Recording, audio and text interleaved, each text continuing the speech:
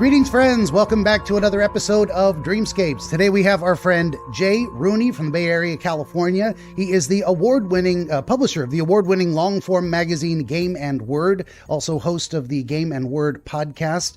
You can find him at Game and Word at substack.com. Link in the description below. Back to Jay in just a moment. For myself, would you kindly like, share, subscribe, tell your friends? Always need more volunteer dreamers. I'm not super busy lately. If you want to get a dream interpretation before I become famous, because that's guaranteed, isn't it? Get in now and talk to me while I'm not overwhelmed yet. Also, you can find me at benjaminthedreamwizard.com, where you'll find audio versions of all of these and that you can download and take it with you, MP3 form. Listen offline. A growing encyclopedia of dream-related material, all the research I've done on the footnotes for the currently available 15 works of historical dream literature. Most recent is The World of Dreams by Havelock Ellis. Masterful book, one of the most famously known. Lots of other copies out there. Mine, of course, is superior and nicely priced. I just make a couple bucks on each of these. I want to get them out there. You can get a t-shirt, coffee mug, and that's enough about me. back to our guest. Jay, thank you for being here. I appreciate your time. No, thank you for having me, Benjamin. So it's great to be here. Nice. So what is, right off the bat, Game and Word? That sounds fascinating. Sure. So Game and Word is an award-winning long-form newsletter and companion podcast that explores the intersection of video games with the arts, sciences, and humanities. I like to call it where gaming meets humanity. And I try to examine games in kind of their wider human context, right? So games and, how they relate to art, literature, history, philosophy, spirituality, physics, economics, you name it. Yeah. It's a big deal. It goes pretty deep. Yeah, and it does relate to all those things. I mean, the first thing I thought when you were telling me about that at the off-air a moment ago was I've often thought of trying to write a book, and I have all these book ideas. I don't know if I'm ever going to get around to any of them, but the idea of everything I needed to know in life, I learned from massively multiplayer online role-playing games, MMORPGs. Kind of a spin on the theme of everything I need to know I learned in kindergarten, but someone already did everything I need to know I learned in D&D, which I'm like, that's kind of the same, and actually maybe better, but it's a massive thing, the idea of, we are... Okay, going on a bit of a tangent, but that's what we do. I used to play EverQuest way back in the day, and I got onto the what was called the Ralos Zek server, which was PvP. And because it was meaningful to me that I could choose to be a player killer and then not do it. Like, it was more meaningful that you would have the option and then choose. Like in life, we have these moral choices. You do all kinds of crazy, horrible things, and I don't want to, even if the option is available. And it's not about the consequences, because you're playing this online game, there's no consequences, but it's human interaction. And when people would attack and kill me, they're like, it's just a game, dude. I'm like, no, but I'm a real person. You're a real person. You're choosing to do this to ruin my fun. So it was an interesting dynamic on that server. Yeah. And it's funny because, what's like the number one, most guaranteed way to get under any gamer's skin is for a non-gamer to tell them, well, what? It's just a game. Yeah. Yeah, definitely. And it's like, I think a lot of people, their perspective is probably, it doesn't have the same consequences as real life. Now, they have a point. But it is a real person engaged in a real activity, whether you're rolling dice, clicking buttons, drawing pictures and categories or what, win, lose, or draw. I remember that show on TV way back in the day. That's the thing. And it's often got a very social aspect to it. I mean, those seem to be a lot of the most popular games, is the ones where you're interacting live with other people in real time. Certainly the, shooting competition games, the first person shooters, and definitely in board games. And there's been kind of a old school resurgence in old school board games. They never really went away. They fell out of favor for a minute.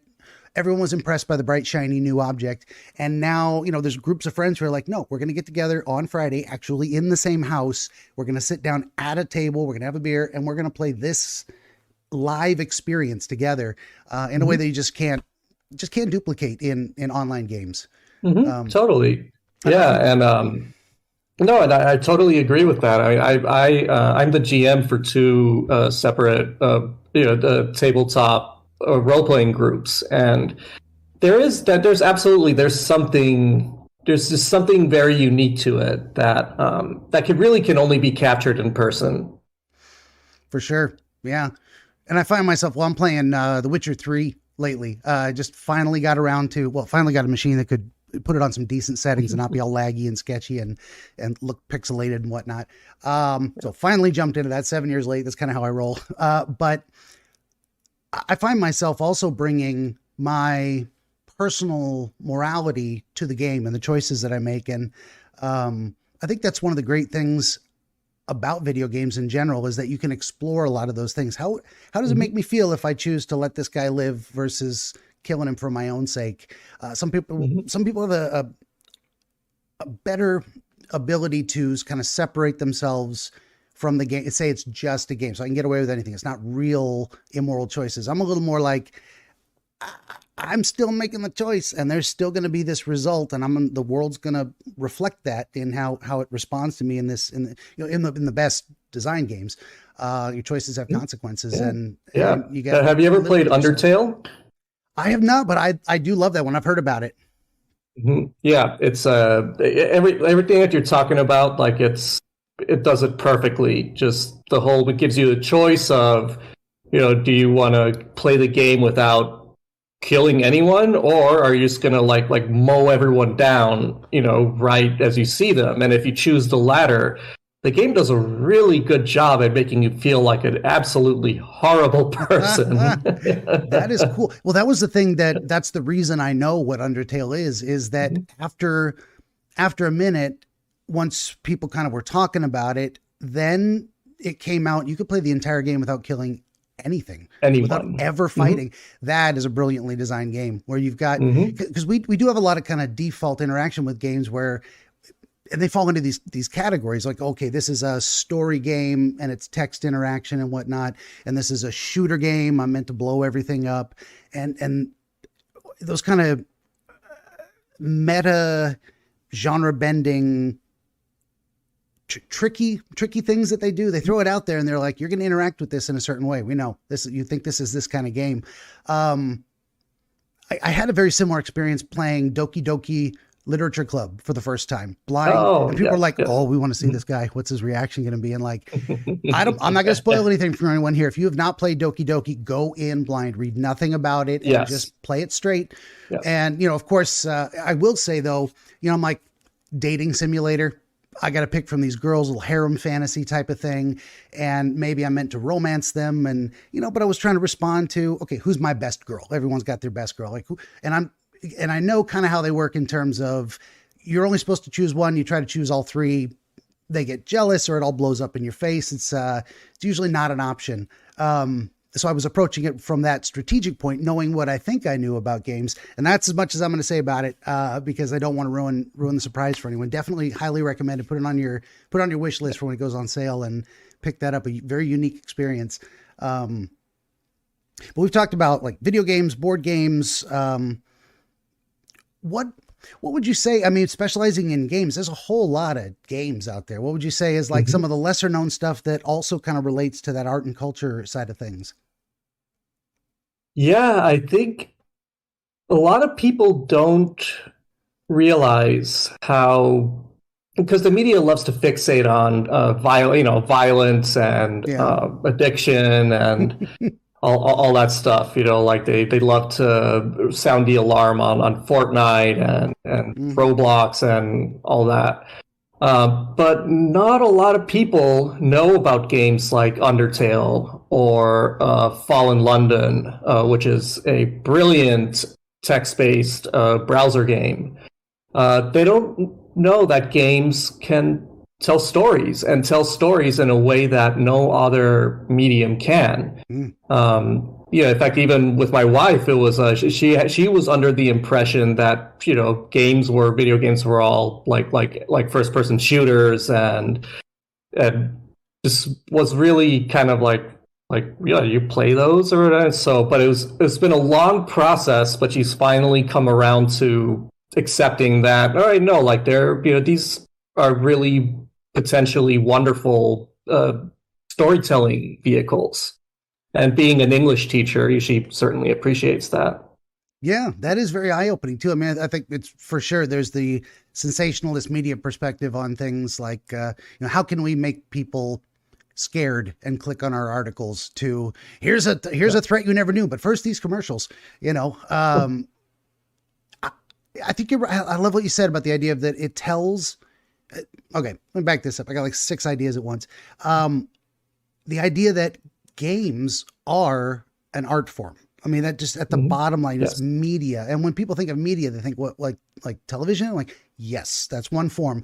But media, it goes back. Okay, so history lesson 1, I think Greek root or Latin, I can't remember. Media is the root of the word mediate, or the median strip in the highway. It's what goes between. So it's conveying one thing to another. It's what comes between, certainly in the speaking of an idea.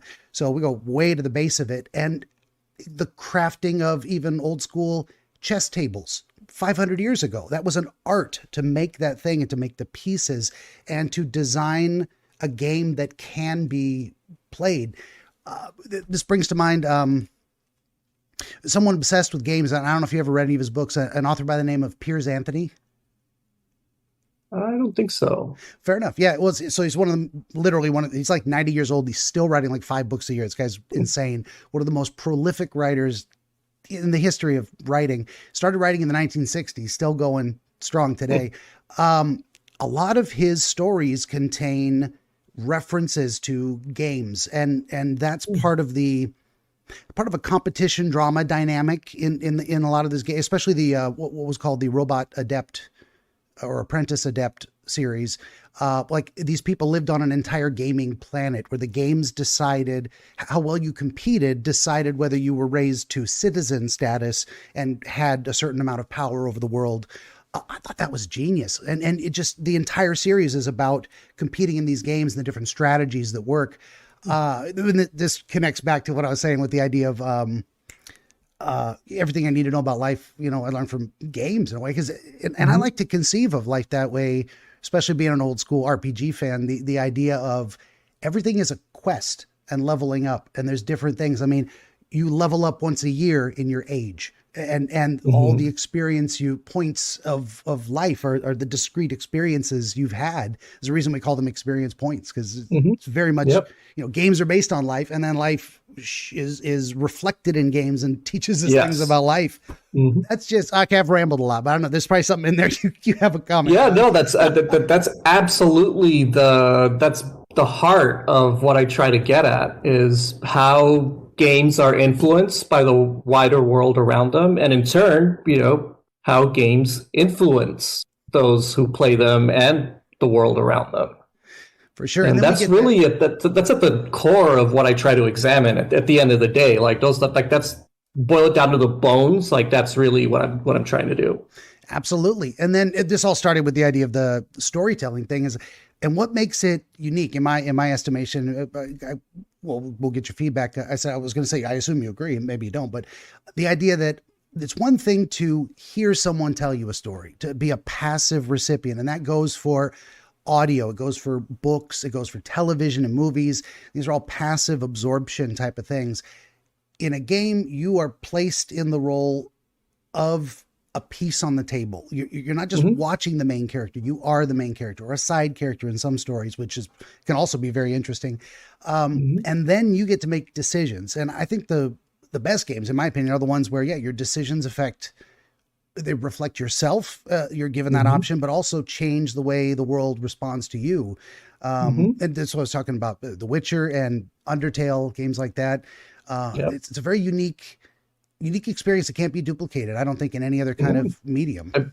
Absolutely not. Games that's the kind of their ace in the hole, is the interactive element, right? The fact that players have agency in the story, that is revolutionary on so many different levels.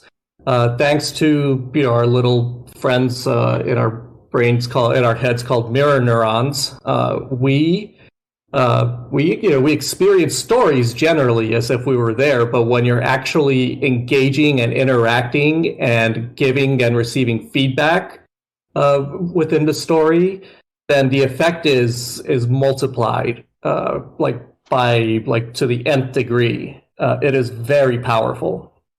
Absolutely. And that all, thinking of EverQuest and the online RPGs I played, and all the way up to Left 4 Dead, the zombie shooter, I've discovered about myself, and this is also a level of gaming. A level of what gaming gives us is self-discovery. I've discovered about myself that I prefer cooperative, interactive experiences that where I'm on a team that is working towards a common goal, but not against another team necessarily. I prefer player versus environment type of stuff. And it's amazing, so you got a 4-man team, and this is why some games are designed so well. It's like they're designed to punish the people who try to go rogue and don't know how to work well as a team. I mean, it shows you that you're not going to survive this zombie apocalypse, because if you get choked by a smoker, one of your buddies has got to get you out or you're dead. You cannot get yourself out. That's like life too. We have to, look at some of these situations and say, I can't conquer this specific challenge independently. I'm going to need cooperation. I'm going to need society or some social support to succeed. And also all the way back to the EverQuest stories, that was some of my first experiences in working in 60, 70-man raids where and every person's got to know their part, and there's discrete teams, and it almost had like a military structure. You got the raid leader, you got the captains, and then you got the team leaders, and every piece has to know its part. Okay, we're 5 minutes in. He's about to drop his area effect. Clerics, put up your shields or whatever, and go. And it's all timed and like Leroy Jenkins. Yeah, that guy. I love that. Yeah, you don't want to be the Leroy Jenkins. Well, there's a reason that went viral. Was like, we all know a guy like that who's like, he's not listening. He's not a member of the team. He screws it up wipes the whole raid. That is a very powerful thing too. I mean, you could have that speaks to so many things in society of people who just, they don't get it. They don't care to get it. Maybe. They're actively antisocial. I mean, it reveals so much about us. Yep. I'm rambling again. Sorry. This is an inspired topic for me. I could talk about this all day. Oh yeah. I do talk about it all day. Right? What are some of the recent say topic headers you've covered in the magazine or on the podcast? Yeah. So right now I'm doing so far it's a 4-parter, meant for it to be a 2-parter, probably a 5-parter on Chrono Trigger and now Chrono Cross, and how it examines questions of fate, meaning, and the nature of time. Oh yeah. Now I remember playing, I'm getting these confused, like an arcade game that I thought was Chrono Trigger, and it was the kind of like you could duck and pop up and shoot. Now that's a different. That's a different one. Yeah, okay. I believe it's, and don't quote me on this, I think it may have been Time Squad or maybe so. Something. It had time in the name. Yeah, it might have been derivative or parallel development type of thing. Yeah. But yeah, Chrono Trigger is a JRPG that originally came out for the SNES in 1995. And then Chrono Cross, its sequel for the original PlayStation, came out in 1999. Very cool. And that is another great thing about games is there's almost an unlimited amount of potential for storytelling. It really isn't just superficially two-dimensional, bad guys coming, must shoot. There's a lot of deeply philosophical stuff that goes into these games, and that's got to be what am I trying to say? I think it should be more exploited is not the right word. Speaking of games, exploits, that's a famous concept in games, but it should be more utilized in teaching some of these things. I mean, if you got kids interested in games and you can't get them to pick up the great literature, maybe you get them to pick up a game that's actually based on great literature and they enjoy the game. And then you go, that was based on a book from like 300 years ago or 50 years ago. maybe you want to read that too. And they're like, now I do. Now I want to see where this came from and what this expresses and how that story originally told the story. Absolutely. I mean, think about all the all the historians out there that are about our age that got interested in history from playing Civilization or Assassin's Creed. Yeah. Definitely. It's a great inspiration. So rather than parents poo-pooing these games, find the good ones. Find them, understand, read some articles. Go to Game and Word at Substack.com and find out about these games that teach the moral lessons or explore the world in a way you find that you believe is going to benefit your kid, and turn them on to those games instead of trying go outside more. Definitely go outside more. Touch grass. We all need to do that. But if you're going to play games anyway, play good ones that really challenge your mind and expand your horizons. Pick up a controller. Pick up a controller with your child too. And there you go. That's a great bonding experience. Or sit my and watch them play. My 5-year-old daughter, plays Mario Kart with me a lot. And it's wonderful. That is great. Yeah. And even if you're not playing, you can sit and watch them play and talk to them about the game. What are you doing? Who's this guy? What's the story? What are you meant to be doing here and why? Just some great conversations can happen. You can sit and do your knitting. You can play on your phone while they're playing their game, whatever you're going to do, but you're sharing a moment with your kids. And, it doesn't have to be a fight or something that you try to discourage. It's not any worse for you than reading, watching TV. You do all these things in the right proportion. And and a lot of the same things people are poo-pooing video games for, they said the exact same things about TV, about movies, about novels even. When they first came out. So there's an interesting thing there, like Evo Psych style. There was a way back when, and this isn't well documented, but it's suggested by different sources, there were legitimately people who warned, if we start teaching everyone to write, our memories are going to get worse. Because we used to do long memorization, epic poetry, thousands of lines, and it was all oral tradition stuff. And then writing came along, and there was the concern that it was going to ruin mankind. Each new technology has its doubters and detractors. And in a way, maybe they were right. I mean, we don't exercise our brains the same way, but it gave us the ability to make those stories more ubiquitous, make them more available to more people. So there's always that kind of a trade-off. It comes with the same as the development of radio. When radio came out, they said people are going to stop reading. This is horrible. They're just going to listen. They're not going to read anymore. Reading's important. Like, well, we still read, and the books are still around. And now it's same with television, and every new technology has its doubters, and they all do come with potential drawbacks. I mean, there is a big concern that it's not even gaming, it's social media. They have gamified social media in the dopamine receptor reward things and the infiniscroll of things like Twitter. And there are a lot of very unscrupulous developers who shamelessly design their games to be, to be addictive and, and monetize it in just the scummiest ways possible. And it's a problem. Absolutely. Yeah. And that's why I drew that parallel too, because it's not just gaming that could have that potential to, people get sucked into it and spend more time than they should or become unhealthy in their habits. But it's just like social media is not a game at all.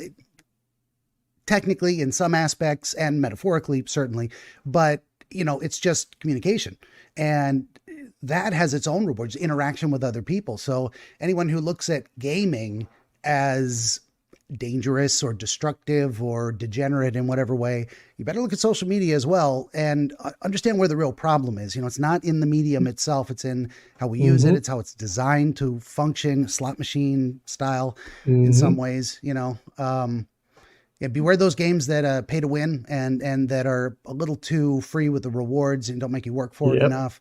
That stuff can be a little more on the dangerous side. So, anyway, well, I know you're short on time. We could talk about this for another hour if you had an hour, but you're also here to share a dream with us and give me a little bit of a game, a puzzle to solve. What was I trying to say last time? Like, describe what I do. I'm like part Sherlock Holmes and part Dr. House without being an asshole or a drug addict. So But that's the problem solving. And I wonder if many people knew that Dr. House, Sherlock Holmes, he was basically the resurrection of that character in a different form, in a medical form instead of a police crime solving form.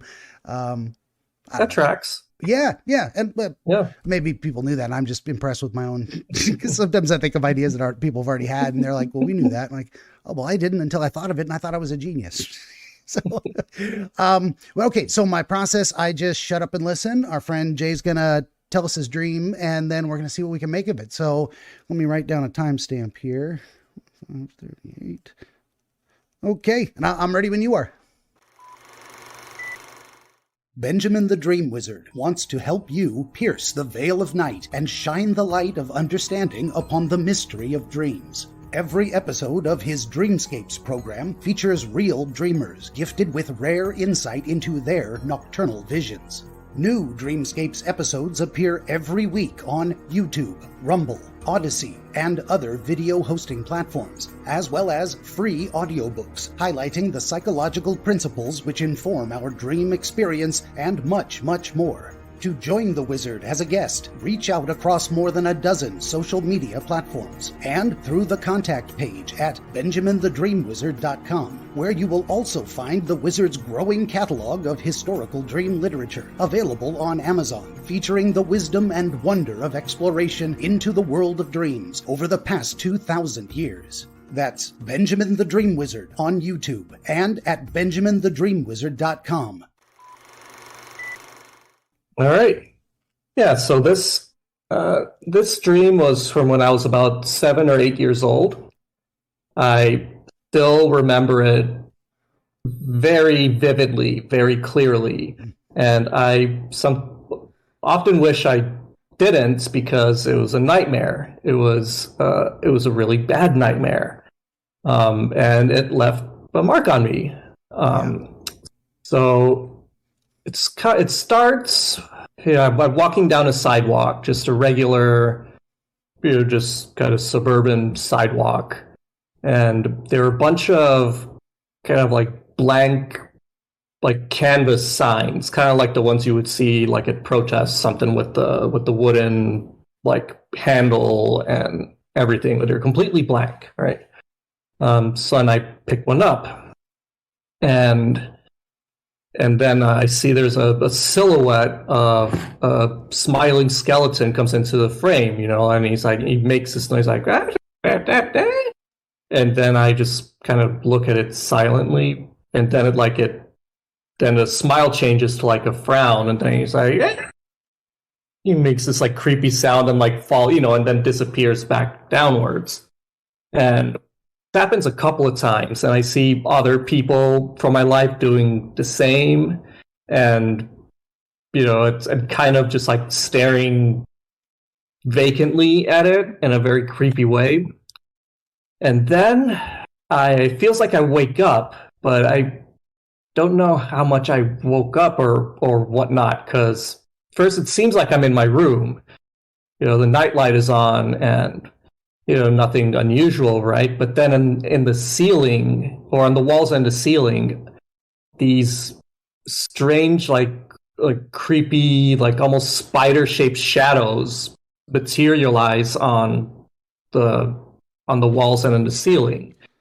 And the room kind of fills with this almost like not like hum, but like a when you hear like microphone feedback, but it's not quite as loud. And so I freak out, and I hop out of bed and I start running toward my door, and I'm running as fast as I can, but I never get closer. It's like as if some force is holding me back, until finally, after great effort, I get to my door and I open it. As soon as I cross the threshold, it's like whatever was holding me back, let's go. And I kind of run into my parents' room and dive under the covers. And I don't remember much after that, but I did wake up in my parents' bed. So I must have gone there at some point. So Yeah, so one big reason this kind of stuck with me is I I I'm like, well, what did that really happen? Like, I know that I was a kid, right? We have overactive imaginations and all that, and so yeah, just kind of it's been always just kind of trying to make sense of like what really happened. Like, was it a dream or was it something else? Yeah. Very cool. Well, the first thing comes to my mind is, did you have episodes of sleepwalking as a kid? Was that kind of a thing you did ever, or? Huh. I don't think as a kid, but as a teenager and young adult, I would do it sometimes. Okay, To this day, I still sleep talk sometimes. gotcha. So there's a variety of somnambulisms, and Hmm. it comes from somnus, sleep, ambulism, walking, literally translated walking in your sleep, because that's the most common form we find all across the. Speaking of which, my 15 works of historical dream literature, I'm getting my own education on just how common this experience was in terms of being a known phenomenon, and it's very typical that. Well, it's very most typical that if you have this thing, it's consistent throughout your life. It seems to be something biological. Some people have it and some people don't. And if you experience it now, you probably did then. And it's to different degrees. And I don't have the statistics on, well, if you talk in your sleep, you're also likely to walk or other things. But a lot of people, more people than might even know, talk in their sleep. We get close enough to that liminal zone between asleep and Hmm. awake. So that's what my first thought with the idea of um,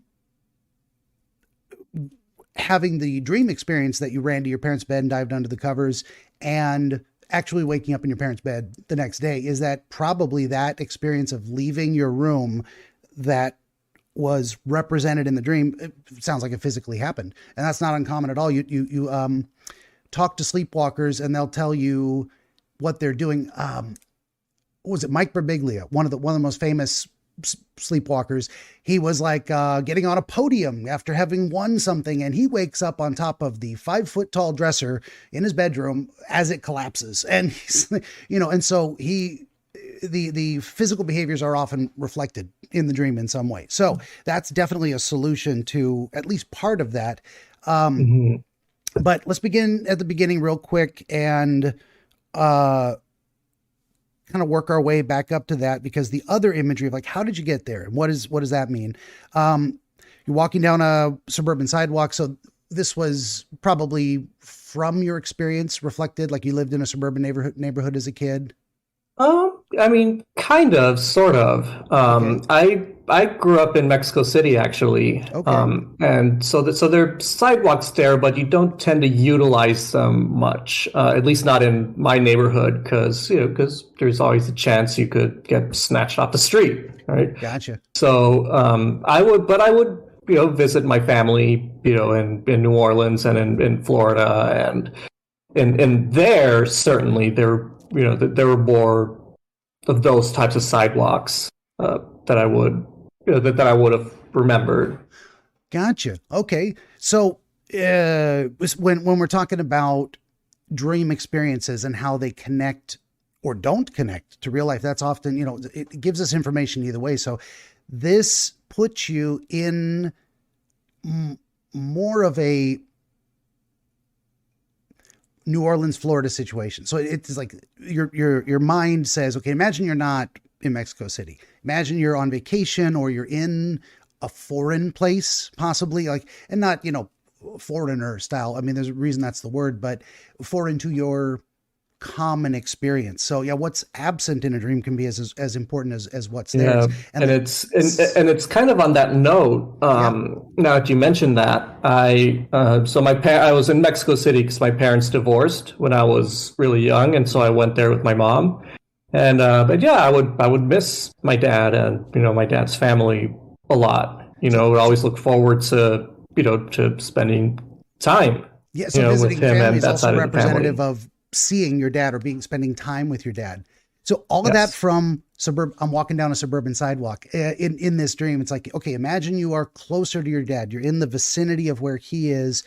You're in this other kind of environment which is different from what you're used to in a way. But yeah, and then amazing. Just a few questions. You remember something new, and bam, we've got a connection to your dad. That's really cool. Then you start seeing kind of the blank signs, as if protest signs. And that was the association that popped into your heads, what they look like in your mind's eye. Yeah. I guess not at the time, but I guess I was more kind of like to describe that there were like blank kind of placards with like wooden like handles on it, like that you would hold up. Sure. And sure enough, and that's how I held it up and looked at it. Absolutely. And I don't think as what we said, 7 or 8 years old, you might really understand what a protest sign was or what a protest was necessarily, but you might have seen it from cartoons. There were media representations, you know, you see people and they're marching and they've got signs and probably from Looney Tunes. That's the first thing that came to mind. Or Wile E. Coyote, Ruh-roh. Yes. So depending on, I would just say keep that swath of things you might have been aware of loosely at that time in your mind. As we go on to, and did you have any experience of an emotion or an intent behind picking up the sign? Was there a reason you picked it up? I mean, it could be curiosity, it could be fear. Oh, who knows? It was a bit of both, actually. Yeah, it was there was some trepidation, certainly, but it was also, I figured, there's something about this. I wonder what it is. Let's find out. Yeah. And the idea that they were blank, they didn't have a message on them. So you weren't picking it up to read the message better. There was something about them being blank that was necessary to the understanding of what they were. The first thing that comes to my mind is the idea that a blank sign contains no communication. In a sense, the idea that it's not doing what it's designed to do, or at least it's that blank canvas of anything could be here. You didn't have any intent to write on it, or you just wanted a closer look at nothing? When you think of that, wanted a closer look. There's something seemed like strange about it. So there's kind of an investigation going on. Yeah. And where did this skeleton come from? You said it popped out of the ground? Not off the ground. It was on the canvas, and it came up from the bottom of the canvas. It was a silhouette. Gotcha. Yeah. I can't spell silhouette, but I spelled it well enough. Silhouette of. I didn't get that the first. This is why I always go through things a second time to really try and listen closely on the canvas, and then you also heard, and it was smiling at first. Yeah, and it made like a noise. Almost like a greeting, I guess. It was gibberish basically, but it was high pitched, like, almost like saying like, "Hi, friend," or like something like that. But high pitched, but generally the tone was friendly gibberish. Yeah. Okay. Yeah. And then, did anything happen between the greeting and the change of the skeleton's presentation tone? You said the smile turned to a frown and then it went away. Yeah. But not like an angry frown, it's more like a sad face. And it said another, like I guess a goodbye or something, but it was more like or, not saying that it was gibberish, but basically that's what I felt it was. Yeah. Okay. Then another kind of, sad goodbye. Yeah. Okay.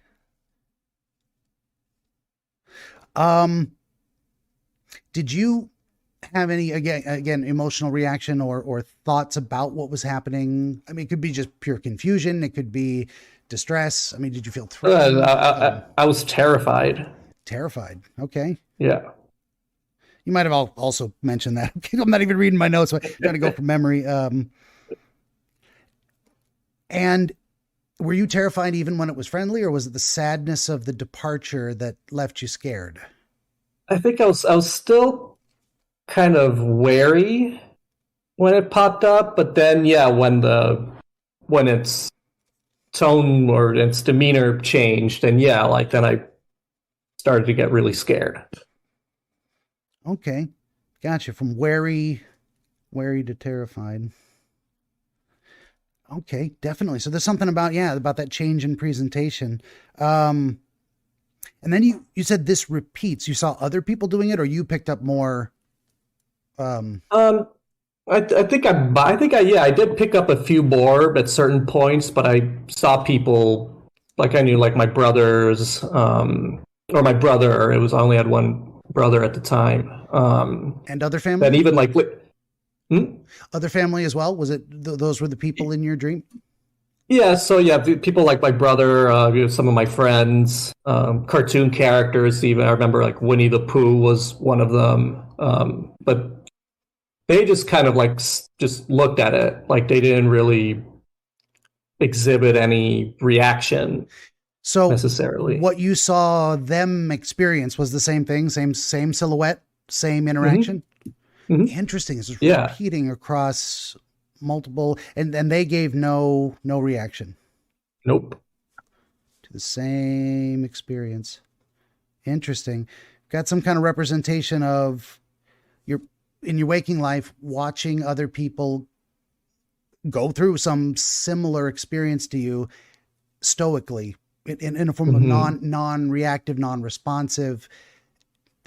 I'm seeing something in there of you realizing you experience life differently than other people. Something Yeah. along those lines, if that makes sense. Hmm. At least in Yeah. some I, specific way. I don't know what that specific I mean experience is. I think that tracks with my life generally. I tend to process information differently from other people, and it's gotten me in trouble. It's gotten me in trouble with my wife. It's gotten me in trouble with like my boss. Yeah. I'm legit It's diagnosed autistic. I know exactly what that feels like. yeah, it sucks, doesn't it? Yeah, yeah. It's hard to be. Well, that's why I tell people I'm a wizard because it's better than saying I'm just autistic, which is its own I kind of like thing. that. You can be proud of it or whatnot, but I'd say the wizard is in the doing too. Like if I can give people a good result, but and then when people tell this is funny too when people tell me that's crazy, man. I'm like, well, remember you're arguing with the guy who thinks he's a wizard, so take it for what you will. And then I'm either right or I'm wrong, but. Okay, I know you're short on time. We're going to try and still get you a good answer here. Other people, let's stare. Oh, it was vacant stare. And then it feels like you wake up. So there's something about this experience, your mind, and this is very common too, of people being shocked, terrified, awake out of a dream. You don't want to be there. So you're processing this idea that you're out of your element, closer to your dad, surrounded maybe by those kinds of family as they pop up in other ways. There's signs, there's blank blank signs, there's the absence of communication, which is also very reflective of things like, being uncertain about how to understand the situation you're in. Like if there was a clear sign that said yes, no, very declarative statements, but it's blank. It's like, I don't even know where to start. A blank canvas is a great way, a great imagery for a lot of things. Um, and you're also, and you're having a disturbing, particularly disturbing type of experience that you're noticing other people don't appear to be as disturbed by, or take it in Mhm. stride, or just don't even see Yeah, it as unusual. right. So there's something going on there that's all related to that. When I kind of start putting it together that way a little bit, does anything pop up that happened in your life at that time in terms of how you were seeking to understand an experience and noticing you were different Yeah. than other people? Yeah, I mean, I was still, adjusting to, the divorce. I was kind of picked on a lot as a kid as well. Yeah, yeah, always felt different. Yeah, Okay. It could be related to the divorce thing. That's a huge trauma for a kid. And yeah, it would not at all be surprising to still be processing it This was months or a year or two later. You said they divorced when you were young. I mean, we're talking 3 or 4. Yeah. And this is now maybe 7 or 8. Yeah. There's different developmental stages too. Like, we say kids can't even tell the difference between fantasy and reality until about age 5. So if they tell you they did something, they believe they did it. I was baking cookies. They actually bake cookies in their mind. It's mud pies. There was no oven involved or whatever. And then they start maybe around about age 5 can tease out the difference. Oh, there's things that happen in my head and it's not the same as things that happen in the real world. Those are 2 different things, fantasy and reality. Yeah. And then we start processing relationships too. I mean, we kind of get it as a kid. We get these experiences, but things don't really fall into place until we have enough experience to get the context. And then we start seeing the patterns. So it might be around this time, 7 or 8 years old, that you're really looking at it like, my family is different than others. My parents are not together. What does this mean? How does this work? So I could see that being the thing. And you might have been processing the idea that other people seem to be okay with this, but I'm not. I'm not responding to this. I'm terrified by this. And that maybe the blank canvas as well is kind of a representation to yourself of, I don't know what to make of this, but when I try to make sense of it, when I look more closely at it, it's something that seems friendly and then terrifies me. I was always wary, but now it's really scary when I actually take a look at it. I'm saying a lot of words, but I'm trying to throw out ideas for you. I don't know if you have a response for any of that. No, just taking it all in. Sure. Yeah. That's also an interesting phenomenon too. The idea of seeking information can be scary. Like if you're going to, you may not get the answer you like, or you may suspect the answer is going to be the worst case scenario, or you're looking at something where like, I don't like this and maybe there's nothing I can do to change it.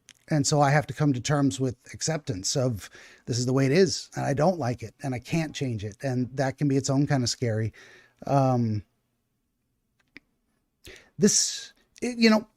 Without saying that's definitely, absolutely what this is all about, there's a lot of layers of absorbing media, different kinds. You got cartoon characters, and you've got, iconic representations of, a skull silhouette. I mean, where would that come from? You probably hadn't seen too many live skeletons at that time, maybe on TV, maybe in a movie. Mm-hmm. You had the concept of what it was. Where was I going with that? I was definitely going somewhere. Oh, but then you've also, so there's this element of, you're looking to exemplars in your environment. You're looking to not just, your brother, literally family. You're looking to your friends. You're looking to media representations. How would Winnie the Pooh handle this? What are my different exemplars of how to respond to this situation? You're looking at all these people and like, they don't seem scared at all. Why am I scared? And then you try to kind of run away, it seems like literally, from confronting something. And honestly, when we're a kid, that's what we do sometimes. We would just run scared because we don't know what to do.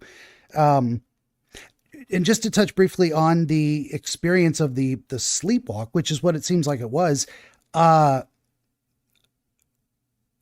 you've escaped to what feels like, or what should be your safest space. Mm-hmm. I'm in my room. Yeah. And even there, the shadows, the silhouettes, and now they're, skeletons is a kind of creepy. Giant bugs, spiders especially, horrifying. It's like, I go to my safe place and these shadows, these threatening figures follow me. And kind of a recognition that there's nowhere to go to get away from this truth, this reality, whatever it is I'm trying to understand.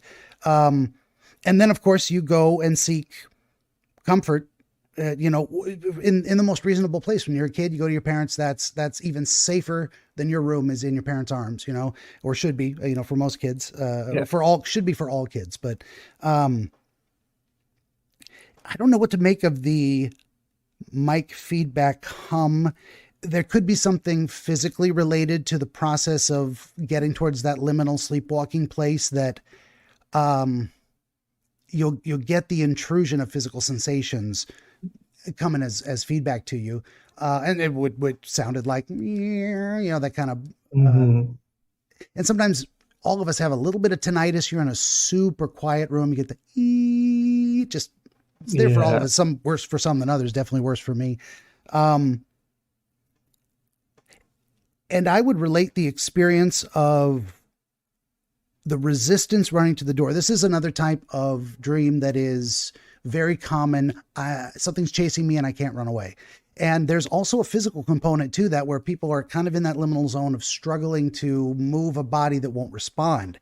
And so you actually were struggling to move your physical body to run into your parents' room. And eventually you broke through to the physical ability to move. And then that's when you released. And then it feels like passing a threshold, metaphysically, but also physically. You finally got out of the room, got into bed with your folks, and woke up there. And I've been trying to rush this because I know you got to go in like 2 minutes, right? That's right. But so I don't know if you have any comments on that, and then we'll wrap it up. I said a lot more than I usually do. I try to discuss these things. Yeah, no, you got, I think you got it. Like, you captured it very well, and everything you said makes sense. I hadn't considered the sleepwalking element before, so that's so that's something to chew on, certainly. And yeah, it was nice to talk about. Good deal. Yeah, certainly that dream is cathartic. Yeah, well, that's good, because you said it's still kind of clear and vivid, and you wish you didn't remember it sometimes, because you get this disturbing feeling. Hopefully, at the very least, after talking about it now, some of that disturbing feeling on remembrance is going to fade away, and you can actually kind of look at it more objectively from a distance. We painted a bit on those canvases. It's not just a skeleton terrifying you now. Right. Yeah. So, okay, I'm going to try and get you out of here. So we'll just we'll wrap it up if you feel good. Mm-hmm. Yeah, totally. All right, good deal. I need a drink of water. I talked way too much. Yeah, you're good. All right, so for everybody listening, this has been our friend Jay Rooney. I'm going to get this out here. Out of the Bay Area, California. He is the publisher of the award-winning long-form magazine Game and Word, host of the Game and Word podcast. You can find him at gameandword at substack.com. Jesus, I said that wrong. Link in the description, because I'm verbally retarded. gameandword.substack.com, and links in the description, of course. For my part, would you kindly like, share, subscribe, tell your friends? Always need more volunteer dreamers, more folks to watch my game streams. Another one coming up soon, almost every day at 5 o'clock. T-shirt, coffee mug, 15 works of historical dream literature, BenjaminTheDreamWizard.com. And once again, Jay, thanks for being here. Great chat. Thanks for having me, Benjamin. Good deal. And everybody, thanks for listening.